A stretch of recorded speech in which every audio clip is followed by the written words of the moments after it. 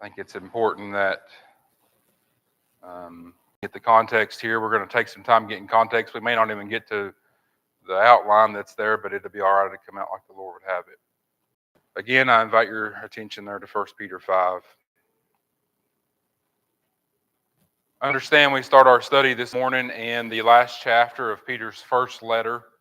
Peter has already addressed the lies going through this book of false inheritance.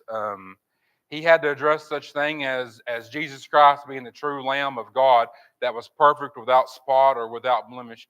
And it just shows really where we're at as far as our sin depth or our depravity goes, that we have to defend Christ's purity. That he could come and live a perfect life, and yet man is so jealous and so hateful they try to run that down. He preached on the enduring word of the Lord through his letter, and then as he moved into chapter 2, he started talking about our responsibility now that the Lord has saved us to lay every evil thing aside, to live for him. And he called it our holy calling, meaning God, perfection, called you. And it is a holy calling. We have a responsibility. What are you doing with the calling on your life? I mean, God gave his best for you. We just heard it. And you're going to go out and continue to do what you want, live how you want. That's not what is commanded of us. He even talked about our need for submission, and that is the theme of 1 Peter is submission, to give God the glory.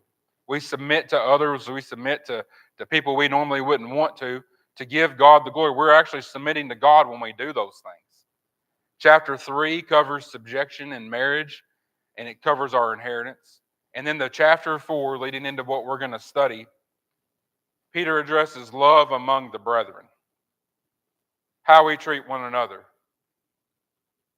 And he even covered the fact that even though you have a holy calling, even though you're trying your best to do what's commanded of you, you're still partakers in the suffering of Christ. And so then we find ourselves in chapter 5. In my Bible, the heading over it is Christian Service in View of the Coming Again of the Chief Shepherd. Understand this morning that we can never forget it's our hope, but if you're lost, Jesus Christ is coming back, not as the Lamb, but as Lord of Lords and King of Kings. It's going to be completely different this time. Time as we know it will run out. That book will be shut.